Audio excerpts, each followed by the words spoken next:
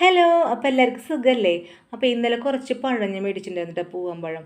അത് രാവിലെ നോക്കിയപ്പോൾ ആ പഴത്ത് മുഴുവനും തൊലി മുഴുവനും കറുത്തിരിക്കുന്നു കേട്ടോ. അപ്പോൾ ഞാൻ ഈ പഴം നമുക്ക് പഴം വരട്ടിയാലെന്ന് വിചാരിച്ചു. പക്ഷേ പഴത്തിൻ്റെ ഉള്ളിൽ ഒരു കേടുമില്ല കേട്ടോ, തൊലി മാത്രമേ കറുത്തിട്ടുള്ളൂ. അപ്പോൾ ഞാൻ പഴം മിക്സിയിൽ അടിച്ചിട്ട് ശർക്കര പാനും ഏലക്കായൊക്കെ ഇട്ടിട്ട് നന്നായി വരട്ടിയെടുത്തു കേട്ടോ. അതിനൊപ്പം തന്നെ കുറച്ച് നെയ്യ് ചേർത്തിട്ടുണ്ട്. പിന്നെ അത് വരട്ടിയെടുത്ത സാധനം ഞാൻ ഉണ്ടല്ലോ ഒരു പാത്രത്തിലേക്ക് ഇട്ടിട്ട് കുറച്ച് പൊട്ടുകടല ചേർത്ത് കഴിച്ചപ്പോൾ അടിപൊളി ടേസ്റ്റ് ഇട്ടാ, സൂപ്പർ ടേസ്റ്റ് ആയിട്ടുണ്ട്. അപ്പോൾ ഞാൻ എന്നറിയോ കുറച്ച് കഴിച്ചുകൊണ്ടിരിക്കുമ്പോൾ അപ്പൂസ് ഓടി വന്നിട്ട് എടുത്തിരിക്കുന്നുണ്ട്. അപ്പോൾ അപ്പൂസിന് വായിൽ വെച്ച് കൊടുത്ത് അപ്പൂസിന് ഭയങ്കര ഇഷ്ടമായി. എന്നാൽ പിന്നെ ഏട്ടനോട് ഞാൻ പറഞ്ഞു, ഏട്ടത് കുറച്ച് കഴിച്ചൊക്കെ പറഞ്ഞിട്ടോ. അപ്പോൾ ഏട്ടൻ പറഞ്ഞ് എനിക്ക് വേണ്ടാന്ന് പറഞ്ഞു ആദ്യം. കാരണം പൊട്ടുകടല ഇട്ട് എങ്ങനെ ഉണ്ടാവുമെന്ന് ചോദിച്ചപ്പോൾ ഞാൻ കഴിച്ച് നോക്കുമെന്ന് പറഞ്ഞ് ഞാൻ ഏട്ടനെ കൊടുത്തു കേട്ടോ. അപ്പോൾ ഏട്ടന് ഭയങ്കര ഇഷ്ടമായി. അപ്പോൾ അണ്ടിപ്പരിപ്പും തേങ്ങക്കൊത്തൊക്കെ ഇടുമ്പോൾ വേറൊരു ടേസ്റ്റല്ലേ വരണേ, ഇത് വേറൊരു ടേസ്റ്റ് ആട്ടോ. അപ്പോൾ ഇതാണ് എല്ലാവരും ഉണ്ടാക്കി നോക്കി നോക്കിട്ടോ. അപ്പോൾ ഇത് അപ്പൂന് ഭയങ്കര ഇഷ്ടമായിട്ട് അപ്പോൾ ഞാനിത് കൂടി കഴിച്ചുകൊണ്ടിരിക്കണേ. പിന്നെ പൊന്നൂസാണ് ഇതൊന്നും കഴിക്കില്ല കേട്ടോ. അവൾ ചക്ക വരട്ടിയതും പഴം വരട്ടിയതൊന്നും കഴിക്കില്ല കേട്ടോ. അവൾക്കൊന്നും ഇഷ്ടമല്ല. പായസം തന്നെ വളരെ കുറവാണ് കഴിക്കൽ.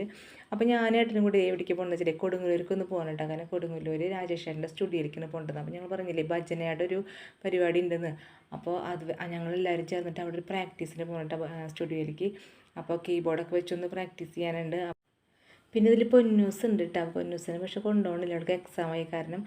അപ്പോൾ ഞങ്ങൾ പിന്നെ ഒരു ദിവസം കൊണ്ടുവന്ന് വെച്ചിരിക്കണം. പിന്നെ ഞങ്ങൾ കാറിൽ കയറി പോകുമ്പോൾ കുറേ വിശേഷങ്ങൾ പറയട്ടെ. പിന്നെ അവർ ഭജനക്കാരെ കുറച്ച് പേര് ഞങ്ങളുടെ കാറിൽ കയറ്റി, കുറച്ച് പേരെ ശിവപ്രസാദിൻ്റെ കാറിലായിട്ടാണ് കയറ്റിയത്. പിന്നെ പോണ വഴിക്ക് എന്ത് ഹോളി ആഘോഷം കാവടിയാട്ടമൊക്കെ കണ്ടു. എവിടെ സ്ഥലം എന്ന് അറിയില്ല കേട്ടോ, എനിക്ക് ഇടത്തിരിഞ്ഞ് കഴിഞ്ഞിട്ടാന്ന് തോന്നുന്നു.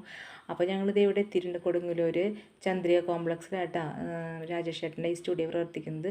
അപ്പോൾ ഇത് പുതിയ സ്റ്റുഡിയോ ആണ് കേട്ടോ. അപ്പോൾ ഞങ്ങളെല്ലാവരും ഇത് കണ്ടിട്ട് ഇങ്ങനെ നല്ല സന്തോഷമായിട്ടാണ്, കാരണം അടിപൊളി സ്റ്റുഡിയോ ആണ്.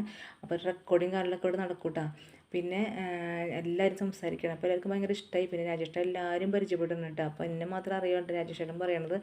അപ്പോൾ ഏട്ടനായിട്ട് കുറേ വർഷങ്ങളായിട്ടുള്ള പരിചയമാണ്. അപ്പോൾ ഇവർ പ്രോഗ്രാമിന് പോകുമ്പോൾ അച്ഛനും മോളും പ്രോഗ്രാമിന് പോകുമ്പോൾ ഞാനും കൂടെ പോയിട്ട് അങ്ങനെയായിട്ട് എന്നെ പരിചയം.